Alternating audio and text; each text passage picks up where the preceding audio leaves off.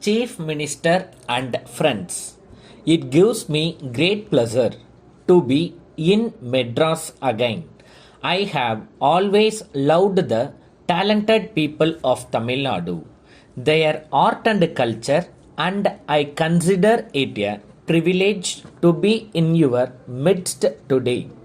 I thank the people of Tamil Nadu for having donated so generously to the Defence Fund.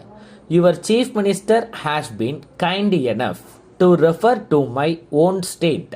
It is true that Uttar Pradesh is a big state, not only in the size but even more so in population. But it is by all means a very poor state, certainly the poorest in our country. If I may say so, in the recent war, it had the largest number of martyrs and seriously wounded Jawans and other officers in the various hospitals in India. I am happy to say that people there have also made a major effort in collecting money for the defense fund and have contributed about rupees 5 crores. Personally, I feel that there is no harm in having friendly competition in such matters among the states to vie with one another as to who can help our motherland more and who can strengthen the nation more. We all know that the recent war was thrust upon us and we have emerged ourselves as a victorious nation. We had to fight for ideals and principles. I will be failing in my duty if I do not mention that the nation as a whole stood as one man, forgetting all differences of opinion, and you, the people of Tamil Nadu, have proved that you will be second to none in preserving the unity of the country and in defending our borders.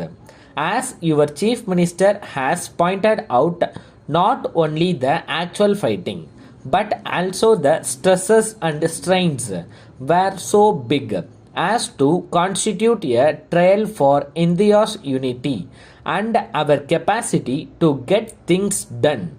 I am proud to say that we have passed through this ordeal with flying colors and all over the country, whether a state was big or small, whether it was backward or forward. We found that the government and the people showed a rare sense of unity and solidarity, and that all sections of the people were willing to serve and sacrifice to the extent possible. It was a matter for pride and satisfaction that in our defense forces and other organizations and the actual fighting people of all the states in our country had more or less an equal share. For nearly a decade now, I have been visiting all our borders and trying to see our border post and understand the difficulties under which our defense forces are living and functioning.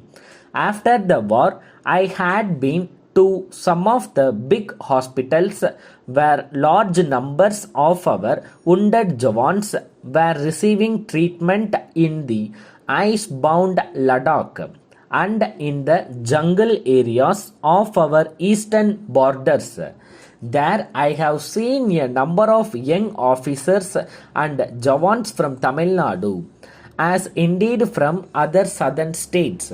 So, if today India is united and strong and respected by the world, it is because of the courage, the spirit of unity and patriotism of these brave and young people.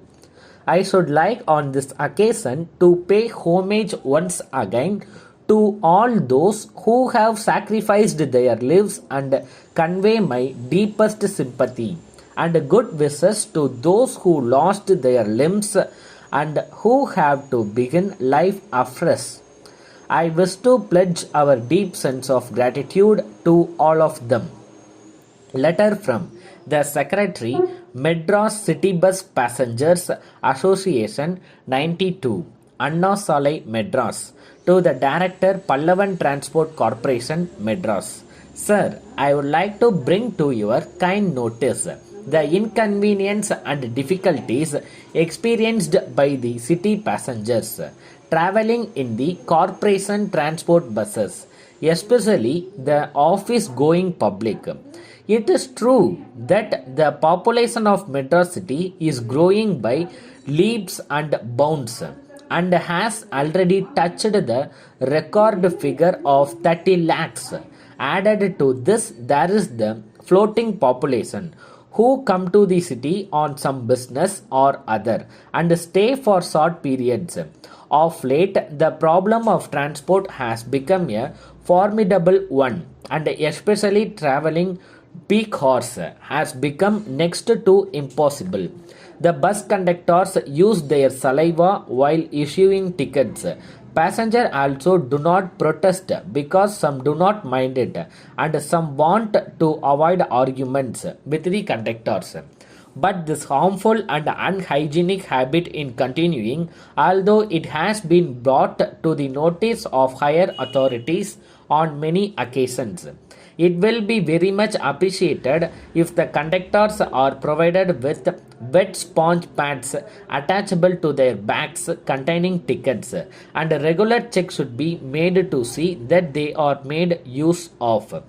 On behalf of the city passengers, I earnestly appeal to you to take all possible steps to improve the services yearly and avoid the inconvenience and hardships caused to the traveling public. Yours faithfully.